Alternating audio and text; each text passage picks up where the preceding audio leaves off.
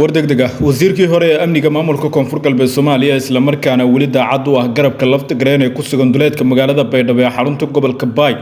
ayaa degniin culus ka soo saaray dhaqdhaqaaqyada ka soconaya duleedka magaalada Baydhabo iyo sidoo kale howlgallo ay qorsheynayaan inay ku qaadaan gudaha magaalada Baydhabo. haddaba waxaan kula wadaagi doonaa degniinta ka soo baxday wasiirkii hore ee amniga maamulka koonfur galbeed isla markaana wali daacad u ah garabka lafta gareen ee ku sugan duleedka magaalada Baydhabo ee xarunta gobolka Baay cidda uu degniinta u diray sidoo kale wax waqtigan ku soo beegay soo dhaw muuqaalka like share aragtidaada qaybta faalada ee commentiga ku dhiiba haddii aad hore nala joogto kuma haysanta haddii aad nala joogina nagu soo biiro ka mid noqo saaxiibada halkan ku xiran wagaaga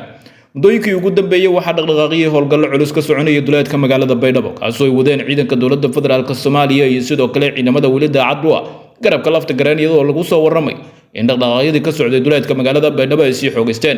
wasiirkii hore ee amniga maamulka koonfur galbeed Soomaaliya garabka lafta gareen ee ku sugan duleedka magaalada Baydhabo inka lagu magacaabo Xasan Cabdiqaadir ayaa waxa uu degniin ka soo saaray dhaqdhaqaaqyada ka soconaya gudaha magaalada Baydhabo ee ay wadaan ciidanka dowladda federaalka Soomaaliya iyo sidoo kale kuwa maamulka Aadan Madoobe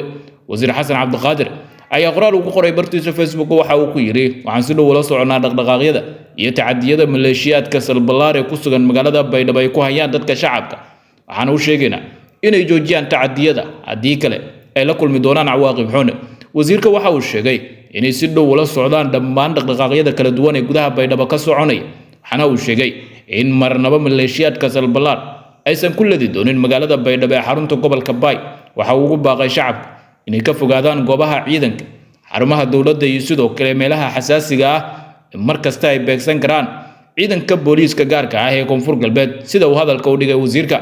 maahan markii ugu horeysay oo wasiirka amniga koonfur galbeed garabka lafta gareen uu digniin ka soo saaray dhaqdhaqaaqyada ka soconaya gudaha magaalada Baydhabo iyo sidoo kale banaankeeda waxaana tani ay ku soo beegmaysaa xilli maalmihii iyo sidoo kale saacadihii ugu dambeeyay si weyn looga cabsi qabay dagaalo ka dhaca duleedka magaalada Baydhabo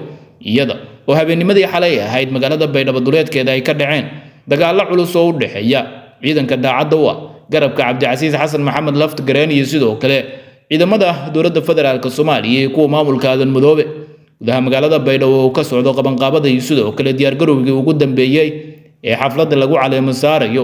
hogaamiyaha la sheegay in la doortay Aadan Madoobe ayaa dhinaca kale waxa cabsi weyn wajahaya dadka shacabka kuwaas oo ka cabsi qaba in weerarro ay soo qaadaan ciidamada daacadda u ah garabka Cabdicasiis Xasan Maxamed lafta gareen ee ku sugan duleedka magaalada Baydhabo ee xarunta gobolka Baay xiisadda magaalada Baydhabo ayaa u muuqatay marba marka ka dambeysay si cakirmis iyadoo dhinacyada mid kasta oo kamid ahna uu ku hanjabayo in dhinaca kale uu tallaabo adag ka qaadi doono tani waxay u muuqataa in magaalada Baydhabo tani markii laga saaray lafta gareen ay gashay marxalad colaadeed oo aan loogeyn halka ay ku dambeyn doonto dhahan wixii ka soo kordhay wararkeena dambe ayaad ku daawan doontaa muuqaalka like share aragtidaadana qaybta faalada ee commentiga ku dhiibo